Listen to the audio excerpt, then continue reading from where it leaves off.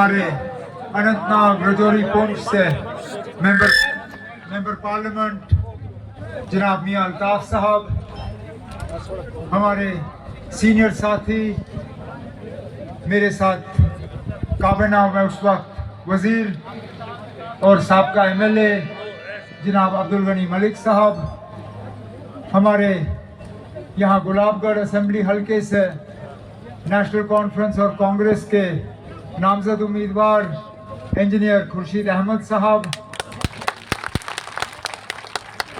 National conference और कांग्रेस के यहाँ स्टेज पे बैठे हुए तमाम ज़ोमाए किराम, वर्कर हजरात, यहाँ आए हुए भाइयों बहनों बुजुर्गों नौजवान साथियों, आप सबको मेरे तरफ से अस्सलाम वालेकुम और आदाब।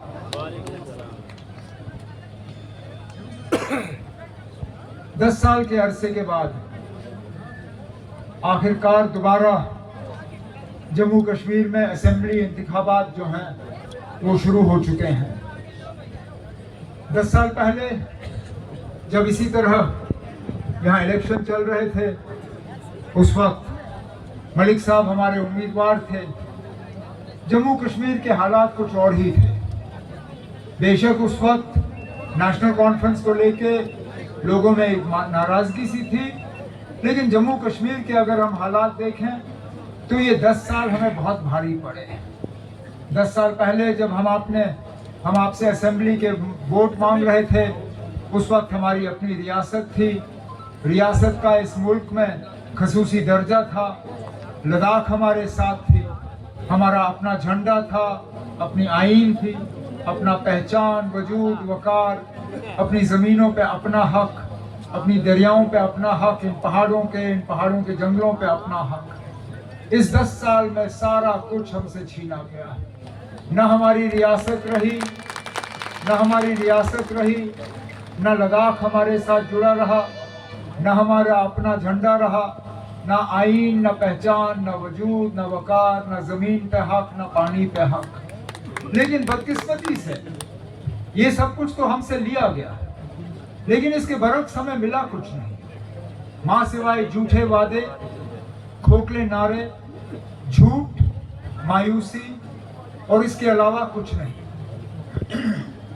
जब 370 यहाँ से हटा गया 5 अगस्त 2019 को, उस वक्त बीजेपी और मरकजी सरकार से बड़े बड़े वादे हुए।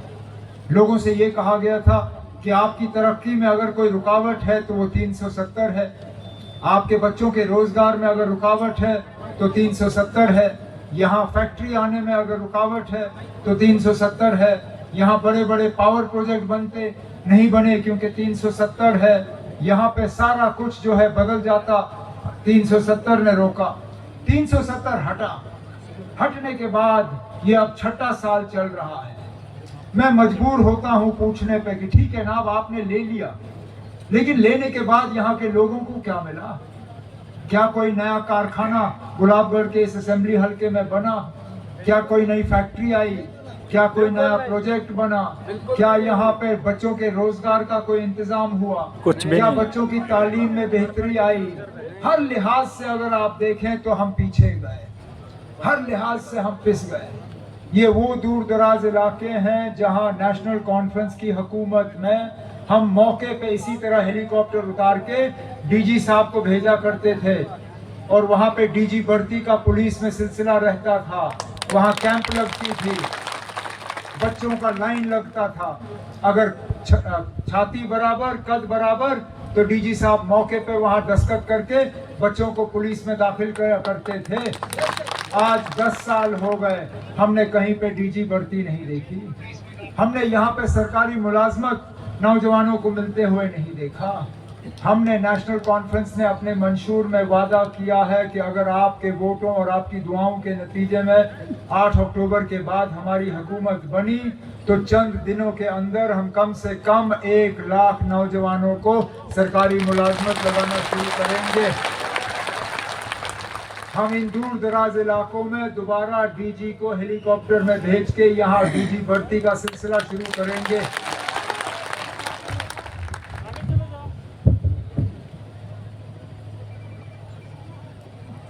कौन सा ऐसा चीज है जिसको लेके हम परेशान नहीं हैं?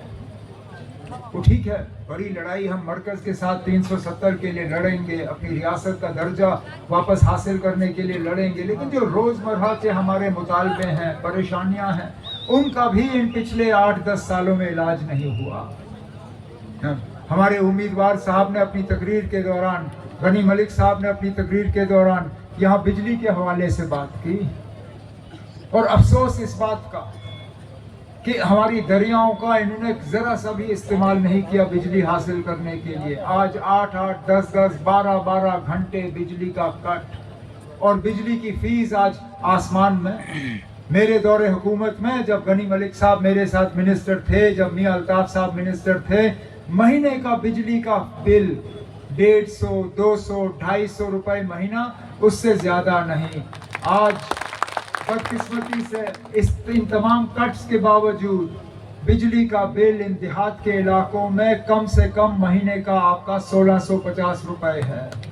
आमदनी आपकी 1500 होगी, आमदनी 1500 होगी, लेकिन बिजली का बिल जो है 1650 रुपए से कम नहीं।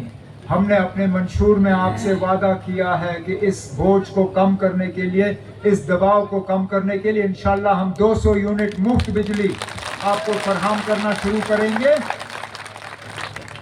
ताकि कम से कम ये जो बिजली का खर्चा आपके ऊपर हो उसको हम कम कर सकें। यहाँ पे रोजगार के हवाले से मैंने बात की, बिजली के हवाले से बात की, सेहत का निज़ाम बिगड़ा हुआ है, हमने दोबारा अस्पताल अपने कायम करने हैं। यहाँ पे गनी मलिक साहब ने सड़क के साथ जो है शुपैया के साथ इस इलाके को जोड़ने, दमाल हांजीपोरा के साथ जोड़ने की बात की, और इंशाल्लाह इस प्रोजेक्ट को भी हम दिल्ली से मंजूरी दिलवा के इस पे जो है काम जल्दी से करवा के इसको हम मुकम्मल करवाएंगे। इसी तरह अगर हम राशन की बात कर रहे हैं, मुझे अपना दौर याद है जब यहाँ राशन कार्ड के जरिए